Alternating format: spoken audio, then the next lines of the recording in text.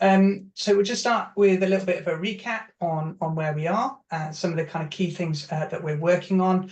We've got an update this evening from in relation to the Code of Ethics, which Christina's going to do for us. Emma's going to share some feedback from the last forum and where we got to there and the following surveys. We're then going to spend a little bit of time looking at a further survey to gather a bit more information. And then we've got a nice sort of extended period of sort of networking and connection at the end of the meeting as well. And we'll be done by around about 8 o'clock. So yeah, in terms of just sort of recap and update, just wanted to reflect back and reflect on where we are as an emerging profession. And want to really recognise together that it's going to take time for us as kind of to move through all the stages that we want to and get that sort of real recognition for social and therapeutic horticulture sector and social and therapeutic horticulture practitioners. And together we have this sort of longer term vision to see many more people accessing social and therapeutic horticulture programs in the UK. And a key part of that is the establishment of an association for social and therapeutic horticulture. And that's going to have this primary purpose of establishing a professional register for STH practitioners. There's lots of work that's been going on and lots of work kind of in the pipeline that we need to continue to work on. And yeah, kind of lots in terms of where we are with the Professional Standards Authority. And yeah, key priorities for us in the kind of coming period is looking at that sort of stage 1 that we've talked about before, and thinking through kind of key things like governance approach, and also starting to think, you know, in terms of our priorities around our kind of presence and kind of public sort of website and things like that as early steps. In terms of the sort of professional registration process, we need to see that and to see ourselves sort of developing that iteratively. And as we know, we're an emerging profession, and we're going to expect it to take time to kind of build and to really grow our shared understanding and to move through all those stages that we need to. And we've set up these forums to sort of ensure that we can hear from each of you, to hear from sort of STH practitioners across the UK, and so that we can gather all the relevant information that supports us in the formation of this new body, and to really enable us to gain the sort of recognition that we're really looking for STH practitioners, with that real ultimate aim of seeing more people being able to access STH within the UK.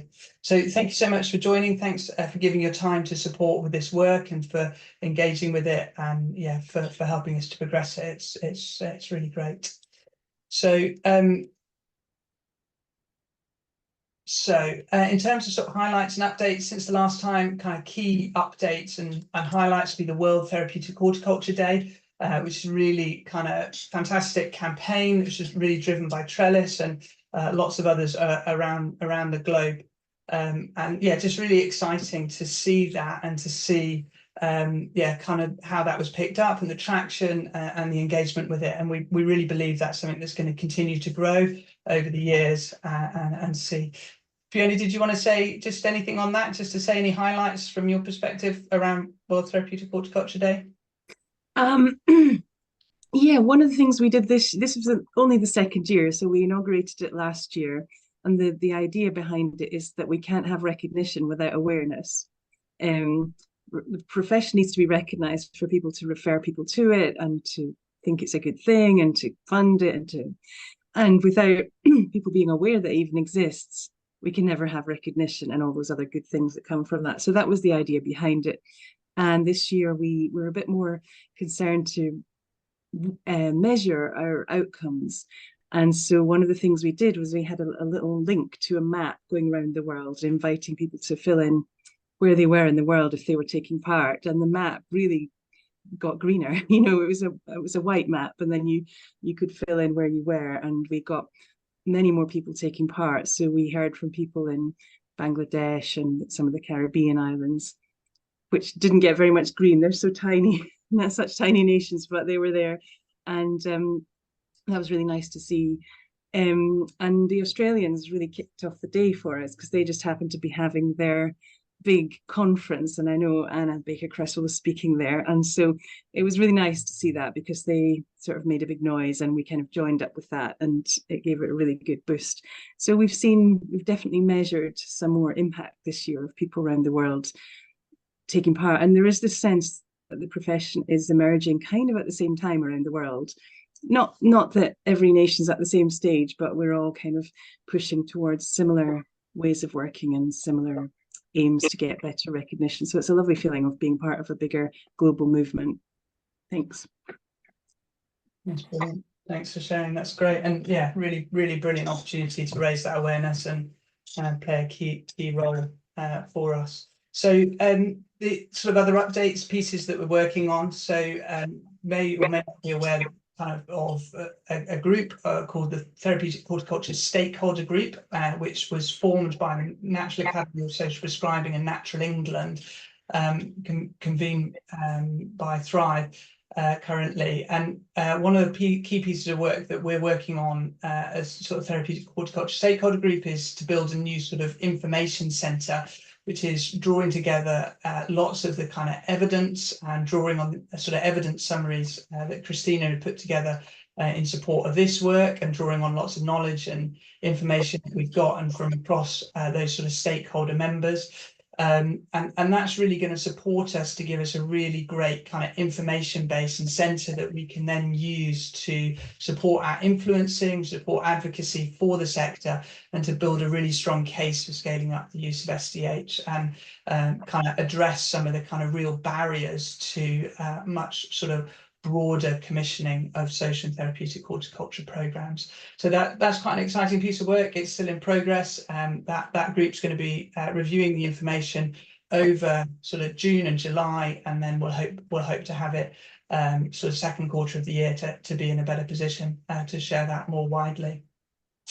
Another key strand in terms of kind of building the profession is in terms of building and sharing and disseminating that evidence base and building the research. And we've got quite an exciting well, it's a symposium. I don't know the technical difference between a symposium and a conference, but we've got the International People Plant Symposium coming up in July, and that's a really exciting kind of opportunity because it's bringing together a huge number of speakers from across the globe, and we're going to really hear more of the research in relation to kind of people and plant relationships, but also we've been able to really focus some of that content and the speakers around social and therapeutic horticulture, and the abstracts and the content there will support that research base. But I also think it's a really good opportunity for us to be able to influence some of those key researchers from around the world and to encourage them to support us in closing the evidence gap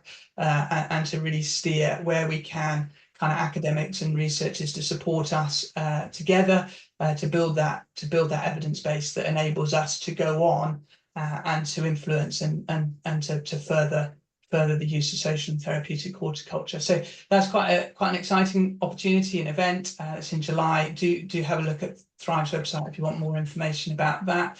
But that's coming up in terms of our kind of that research piece as well. So lots of work going on. Oh, Richard, are you there? Did you want to say something? No, I don't know what happened there. Sorry. That's okay. That's okay. I cut you off. You were talking. Cool. Okay, right. So we're going to go to Christina, who's going to give us a bit of an update on the Code of Ethics. Okay, I'm not going to go over it because that would be too dry at this point, and it's going to come your way at some point soon anyway. But basically, we had a small group, Alison, who's here, and Sally, who's here, and Catherine Roster, who's not here today. Thank you to them. And we formulated a final draft that we thought was okay. And that will be going out for consultation later this summer. We're going to upload it onto the website where you found the link for this evening's meeting. and with a form for submitting responses and your thoughts on it. It'll be in a couple of formats, so a standard PDF where the text is just there, and then also we thought it might be more accessible to have it in a flipbook format. And Ben, can you just show us one of the pages, please? Okay, so you can sort of see here that the green across the top tells you which bit of the draft code you're in. Section 1, general principles, integrity, and then it's got the statements put in a fairly, I think, legible form. And there are some words which they're key terms and they will be defined in the draft code. And they're in, well, it's pink on my screen, not sure what color it is on yours.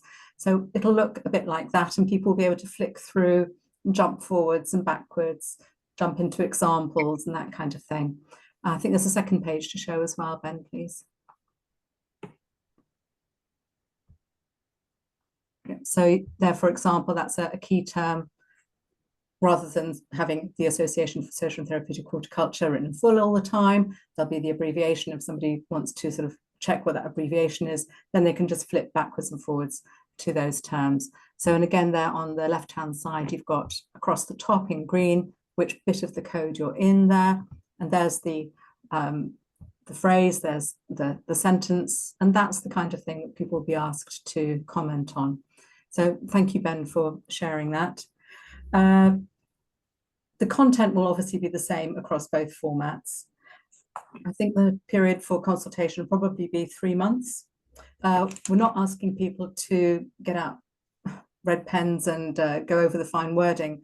What we want to know is, bearing in mind that the point of a code of ethics is ultimately for public benefit, am I happy to sign up to this? That'll be the question. And it's important to those of us trying to work to pull together this association to know that. And so what happens after that period of consultation? Well, the answer to that depends on the responses, because the degree and the nature of those responses will dictate how much more work needs to be done before that can be finalised. So it will work in tandem eventually with the standards of practice, which is yet to be drafted. And as we've welcomed volunteers on the Code of Ethics group, we will be welcoming volunteers on the standards of practice. So if that's something you think you would like to contribute to, as an active practitioner, you don't have to be an experienced practitioner. You can be very, very new in the profession. That'd be great. I think Ben's the person to let know about that if you'd like to come forward on that. So watch this space. There will be more over the summer about the Code of Ethics. Thank you. Brilliant. Thanks so much, Christina. Really appreciate that. And thanks to you for all your work, and to the team for really moving it forward and yeah, getting it to where it is. It's brilliant to see. Okay, we're going to go to Emma to hear a bit of an update in relation to some of the work that we were doing last time. Hi everyone, nice to see you all. Hope everyone can hear me okay. Yeah, so I think Ben's going to share some of my slides, and I'm going to be talking a little bit about the discussion that we had last time. For those of you who were at the forum last time, we were hearing about the types of training that you've undertaken. And lots of you took part in a whiteboard exercise at the forum, and then there was a survey that went out to everyone who is on this mailing list to complete afterwards. So thank you to those of you who completed it. So part of the reason we were doing this was to try and better understand people who are working in social and therapeutic horticulture at the moment. We know that there's a huge sort of breadth of experience out there, people coming from all sorts of different backgrounds, and we need to better understand that to create this new professional register that would be part of the UK Association. So I had the, was it lovely, perhaps lovely job of looking at all the data that came in from that whiteboard and all the data that came in through the surveys. And actually, to be honest, it was really interesting to see the types of backgrounds that you all come from and the training that you have found helpful in terms of working towards or working as an STH practitioner.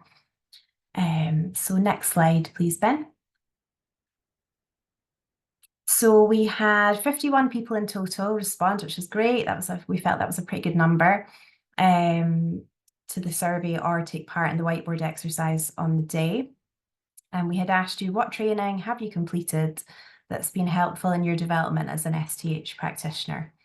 And we had used, so there's a European group who've been looking at core competencies for STH practitioners across the whole of Europe, and we felt it was sensible, rather than reinventing the wheel, to use the areas that they had developed. And they've split them into quite a lot of different areas, but they come under broad kind of pillars or areas. So human health, horticulture, and then social and therapeutic horticulture. So we asked you to let us know about the training that you had done that fell under each of these areas, and what it did throw up, which is kind of what we expected, but was interesting anyway, that there's a wide range of backgrounds that people come from, and you also have all been super busy doing lots of different training where you can, or reading, and you all have lots of experience as well. So experience was mentioned by about 10% of people. We didn't ask about experience, so I'm sure if we had, a lot more people would have mentioned it. We were asking about training specifically, but still it was interesting to see people pointing that out. And we know that that's how people are developing their skills through working in this area. So the next slide, thanks, Ben. So the first area I looked at were the training you said you had done in terms of human health. So that looked at things like understanding human health and human development, running therapeutic groups, safeguarding and protection, and understanding different types of human diagnoses and conditions. So we had quite a lot of people saying that they came from health backgrounds and care backgrounds as well, and also some other backgrounds like teaching, somebody who'd done a master's in integrative arts and community work, and then quite a few people who had done the STH diploma with Thrive or Coventry, and some people that are currently doing that as well. So there really was quite a mix of people. And then this area, I think, gave a really good summary of the types of training people are doing to sort of adapt to the groups that they're working with. So people had done training looking at all sorts of different mental health diagnoses, working with people with dementia, learning disabilities, trauma-informed practice, eating disorders, and the list went on and on and on. But that was really helpful to allow us to see maybe the groups that you're working with, but also the types of training that we might need to be able to signpost people to as well. Everyone pretty much mentioning safeguarding and protection training relating to adults and children. And a lot of people also mentioning taking part in Thrive and Trellis, short courses, online training for that area. So that was the human health kind of pillar. And the next one is horticulture. So again, we had a lot of people coming from a horticulture background. So again, not too surprising. And that covered people who had qualifications in horticulture, but also things like landscape, countryside management, ecology, garden design. Super interesting to see all the different backgrounds that people have. Lots of people had completed RHS training levels 2, 3, and 4, or one of those. And then people going on and maybe doing training in things like specific types of horticulture, permaculture, food growing, particular types of horticulture skills. Again, people mentioned Trellis and Thrive training, and people also mentioned kind of more experiential learning, so things like garden visits and doing their own research and reading. And a few people had mentioned specific books. So I have kept a note of all the extra information, but I don't want to cover it all today. So yeah, and the areas that you were talking about when you were telling me your training in this area were understanding the basics of horticulture and garden maintenance, garden design to a certain extent, and also understanding the therapeutic properties of plants. And then the final pillar was looking at STH, so social and therapeutic horticulture, and adapting those gardening skills that you have to specific groups, and also thinking about things like nature connection and creating and running programs. So for this one, people mentioned the STH diplomas. Also, people mentioned other courses they'd done, so degrees or masters in occupational therapy, and also some people mentioned research design. And then this one probably had the longest list of other types of training that people had done. So there was a huge long list of different training people had tried to or had undertaken. Lots of people looking at nature connection, measuring outcomes, goal setting, sort of teaching or education type skills, project management. And then again, lots of training looking at things like using STH and working with particular groups. So STH for children or people with dementia, for example. And then there were people mentioning other training, which was interesting too, to sort of see different backgrounds things that people are involved with. So Scouts, John Muir, Woodland and Forest Schools, and how those skills might be used in STH settings as well. And then lots and lots of people in this area mentioning self-study and reading. So I find it really interesting seeing all the things you've done, and I hope that we can find a way, that's for me to think about, to try and share all that so that you can look at in more depth the training that one another has taken part in, because you might see something that looks interesting for you.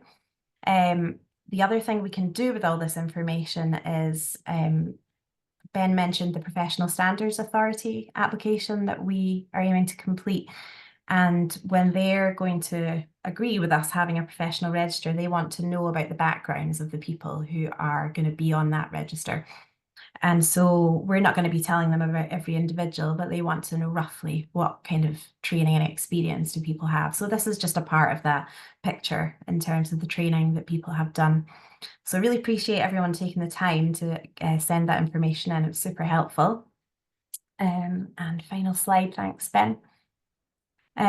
So what next with all of that information? So as we thought, although we now understand a lot better, we are a really wide, sort of varied and very experienced group of practitioners. People have done a lot of different training and have worked in this area for lots of years as well. People mentioned years of experience. And that's allowed us, so getting that information from you has allowed us to more fully understand the workforce and who you are. And we now need to look at how we can accredit or create a register for such a currently varied group, which, we have been looking at that already, but now that work needs to kind of ramp up a little bit as much as we have time to do that, to try and figure out how this register might work. We have been looking at for quite some time now, and we'll continue to look more at other registers and how they operate either in the UK for different professions or internationally for therapeutic horticulture or horticultural therapy in other countries, as it's termed. And that's really helpful because we can look at how are they registering people, and they're coming across similar sorts of, mixed groups of people with varied backgrounds. So, and I guess just to say, as well as Ben sort of mentioned already, it will take time. We are limited with the time we have to do this. We're all kind of squeezing it in around our work that we do, and we have really appreciated the support we've had from others in the group so far. And I think there will be more to I know there will be more to do and more help that we will need from you. So thanks to all the volunteers so far, and I appreciate any work that anyone does in the future as well. And yeah, that is the whole part of this forum, is to make sure that we hear from you, and we are guided by the sort of things you're saying and the information you're giving us. And I think that's my whistle-stop tour over, the end of the slides. Thank you. If anyone has questions, do feel free to pop your hands up or pop them in the chat, or get in touch with me. Thank you. So I was going to cover the study now, Ben. Yeah, go for it. Okay, grand. So just while I'm here, I had been asked to pass on to you all. Trellis has been working with a master's student, so a student called Suzanne. She has experience of STH. She's from the US. and she's doing a master's in global mental health, and she had chosen to focus on therapeutic horticulture. And she has interestingly decided to look at the practitioners. So she feels that there's quite a lot of research around benefits, although obviously it's great to have more and more and more, but she wanted to better understand practitioners working in STH and what they're actually doing day to day, what challenges they have, and the different sorts of maybe methods or information or research that's guiding them in their work. So she's focusing on projects that are looking at mental health, and I agreed that I would pass on to you all a link for her survey. She has been visiting gardens in person in Scotland, but she's also wanting to kind of gather as much data from people across the UK working in gardens that have a mental health focus. So I'm going to pop the survey in the chat, and if you wouldn't mind after the meeting or at some point, you could perhaps complete that survey, and I'm sure she would be very grateful. She's about to go into data analysis at some point, and the results of her research will be super useful for us when we're looking at things like the association and the people that are working in STH. And we're planning to use some of her results to create information that we can share with you all as well. So hopefully it should come full circle after she's completed it. So I'll pop the link in the chat just now.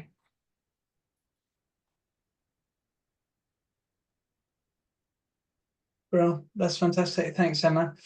And yeah, thanks so much for collating all of those from the whiteboard and from the surveys. I know that was a big piece of work, get it all into a neat list, but also to then, yeah, to summarize it down for us is really great. And yeah, it's going to be a challenge, I think, for us as we look at that list and think, okay, what are the requirements for registration? What are we looking at in terms of expectations? And you know, at least initially, our expectation is that that's going to have a bigger emphasis on experience and legacy and kind of what people are coming with from the, you know, from past experience and so forth, and through time, you know, establishing clearer and more formalized career paths and pathways into the future. But yeah, big piece of work to really think through how we get that right, because it's absolutely key to ensuring that we have those right expectations and standards, but also ensuring that public benefit and protection for the public through the right levels of training and expectation around experience in terms of who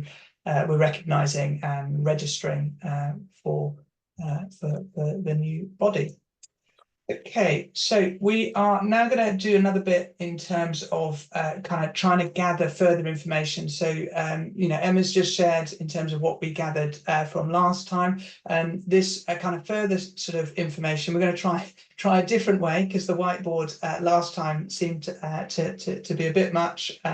So we're going to try going straight to the survey, and it will be available afterwards for those who haven't been able to join this evening to complete. But this survey is again, it's about us better understanding the social and therapeutic horticulture sector in the UK, and it's also about providing information which will support us in answering some of the questions for the Professional Standards Authority by having a better understanding of the backgrounds of those who are interested in being registered as STH practitioners. And we're going to be doing that kind of periodically as we go through this process.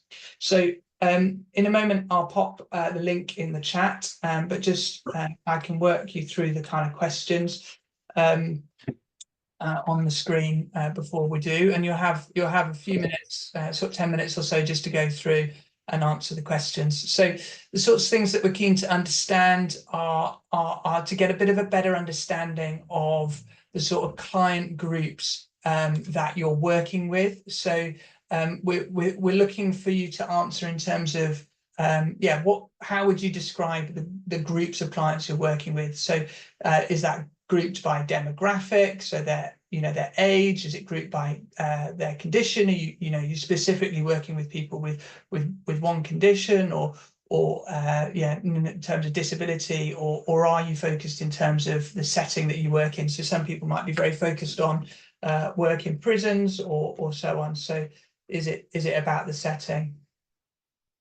Sorry, I don't think I shared, did I? Is that better? Can you see it now? Great, sorry about that. I missed one button. So the kinds of groups that you're working with, and then we're quite keen to understand whether or not people, are primarily working with one client group, one demographic, one sort of specific setting or place of work, or whether you're working with different groups, whether you're working with different groups across the week, or whether you've got really mixed groups. So have you got groups with people with learning disabilities and people with physical disabilities or other conditions kind of in one group, and they're all together, or are they are you doing really targeted groups? So how does it work where you are, and give us a bit of an understanding of that. It's be really helpful for us to understand the setting that you work in. Are you coming from education, from NHS, from the public sector, from charity, and so forth? And then to really understand what your kind of driving outcomes are. What is it that you're aiming for with the people that you're working with? What are they trying to achieve? So there's lots of potential benefits, and there's lots of ways to make use of social and therapeutic horticulture to, within vocational programs, to kind of support employment or other goals. There's work in prisons to reduce kind of reoffending, or to support social connection within a prison setting, for example. So there's lots of ways that you can use social and therapeutic horticulture, and lots of outcomes that you might be looking for. But what is it that you're really working towards? What outcomes are you focused on? Is it physical health? Is it mental health? Where are you really? Where are the people you're working with? What are they looking for in terms of the reasons they're coming to your groups and programs? And then, just a really kind of specific one about whether you hold any other professional registration. So that might be Chartered Institute of Hort or other, with an occupational therapy registration or so forth. You're holding any other professional registrations, and that's a direct question that we need to be able to respond to for the PSA. And then the final one, we're just keen to get a bit of a sense from you how you're finding these forums, how they're working for you, whether you feel that it's working in terms of being able to share and to get the kind of information that you're looking for, and whether there are other kind of subjects or other things that you'd be keen that would be covered. And then if you just hit submit, and you can send that in. So we'll take around about 10 minutes to do that now.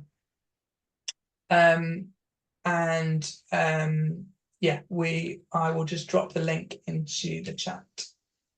10 minutes. How are we doing? Emma's done. That's done. Great. Yeah, I'm done. Good.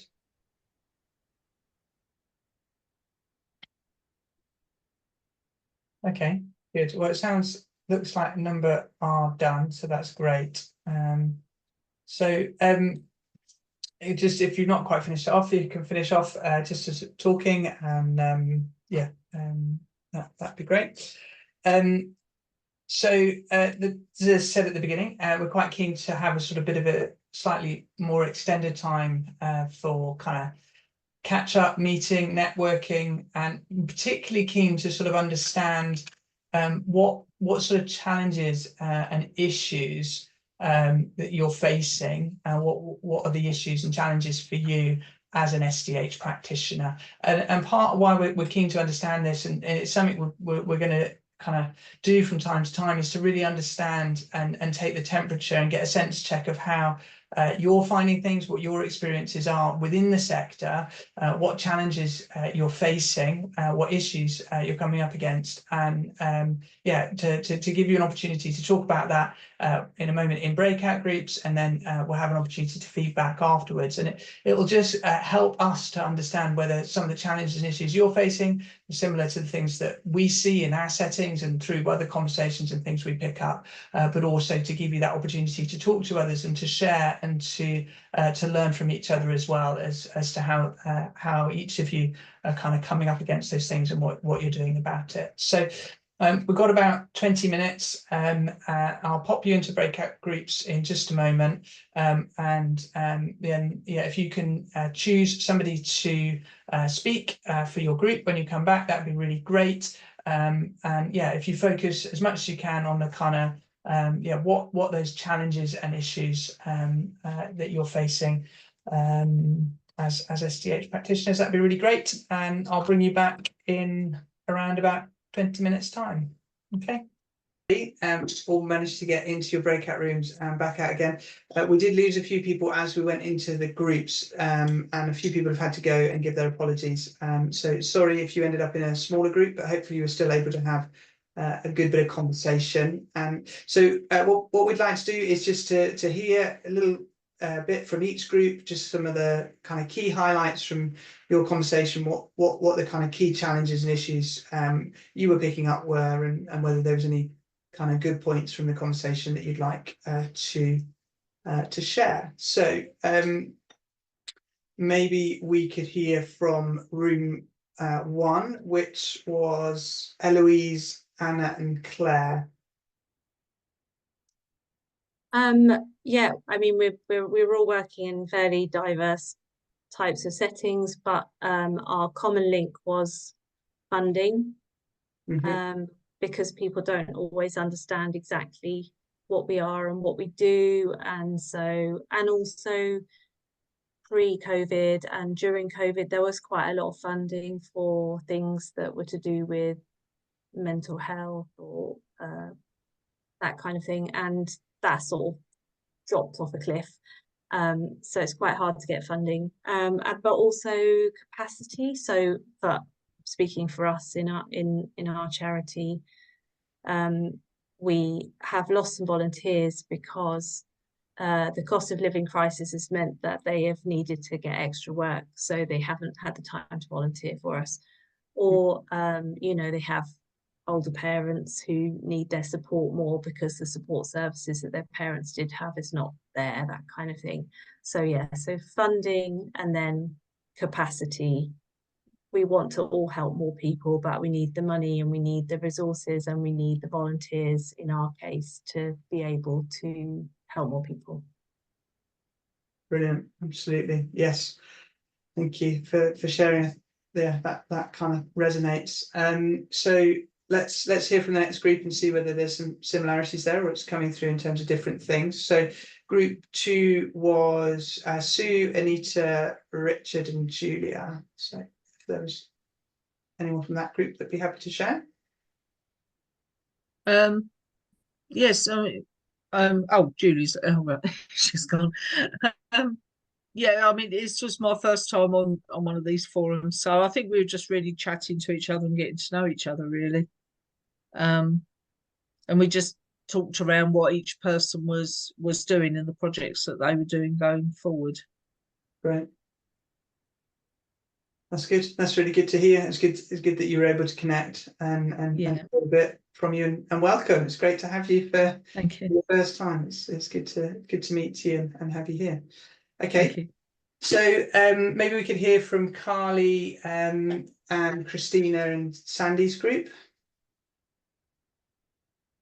Well, we failed to nominate anybody, so I'll do it and you two correct me. Yeah, no, the main challenge was funding that we discussed, lack of, particularly lack of continuity of funding, and the difficulty in coming up with a sustainable business model that was convincing to the people that you need to convince. So whether it's businesses who want to see a return on their money when that isn't really what we're about, or whether it's the NHS where you're providing great benefit, but somehow that message isn't getting through. And a bit of frustration about sort of seeing ways that it could be developed, you know, for example, through apprenticeships, so people who come to the project could have a path that leads them on.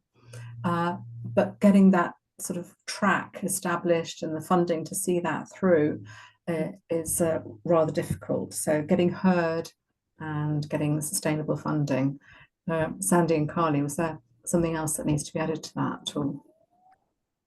No, that's my experience. Yeah, thank you. Yeah, thank you, Christina. That was exactly what we said.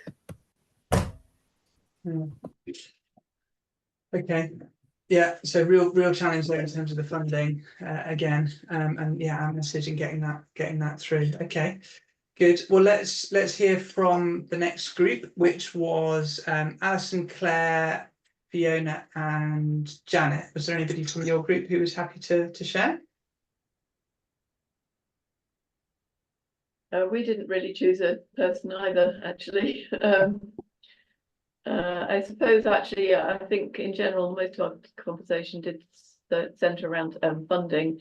Well, lack of it, as Christina said, mainly around the issue of link workers prescribing people and sending them to projects, but not sending any funding with them. And I guess that's mostly related to clients who come from a sort of mental health recovery route, where there was a lot of talk about, again, lack of continuity. So people get to do a project for 6 weeks, 12 weeks, 8 weeks, whatever, and then that comes to an end, but they haven't really started to recover at all at that point.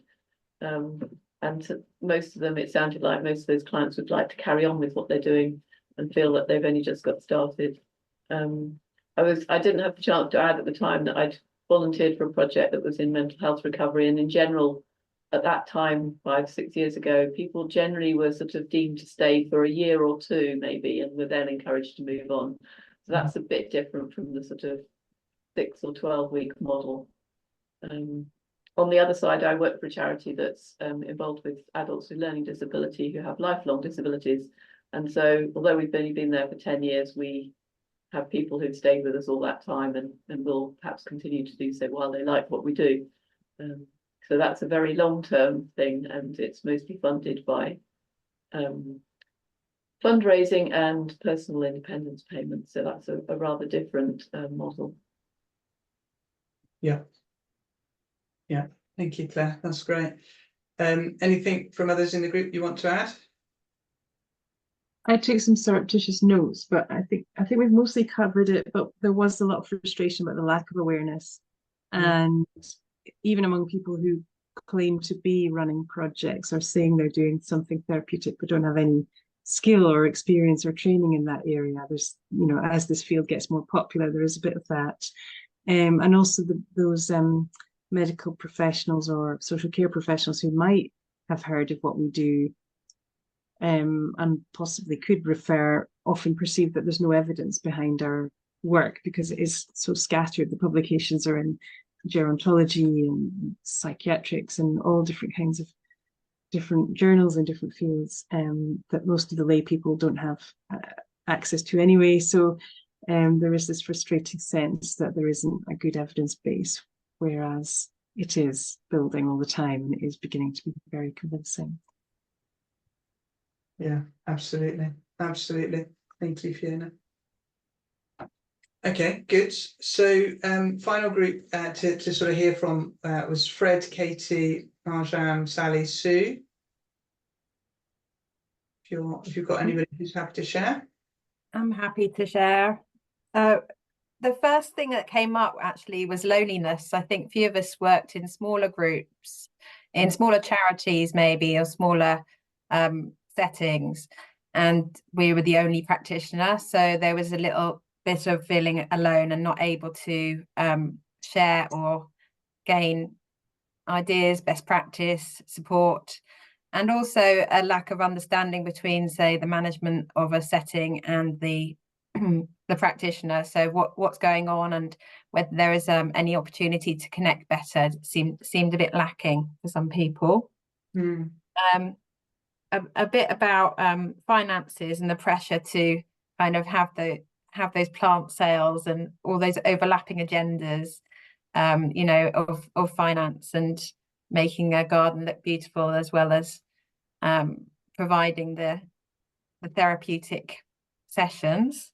And then something else that has already been mentioned was the time. So trying to provide outcomes and also in a limited time sometimes now. Was there anything else? Oh, admin.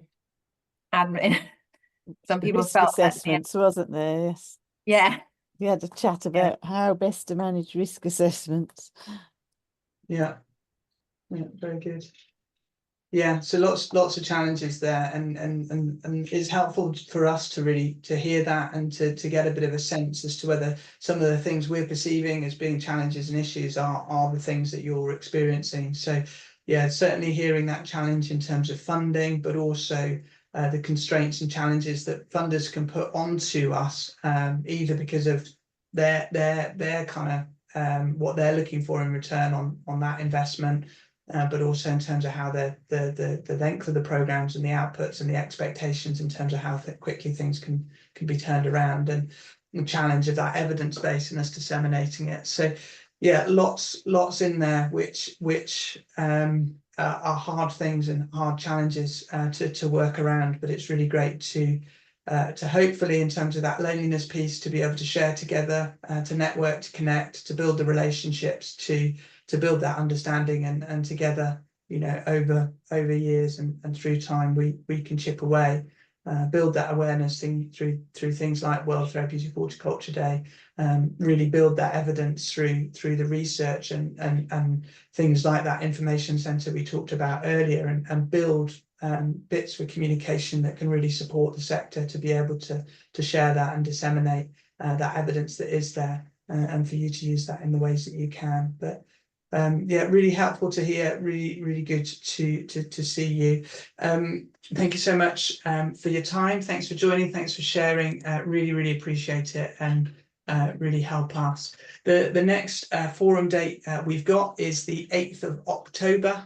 So yeah, just the other side of summer holidays. So wish you all well, stay in touch, and yeah, we'll look forward to catching up later in the year. So thank you so much, and yeah, hope all goes well over the summer, and we'll see you soon.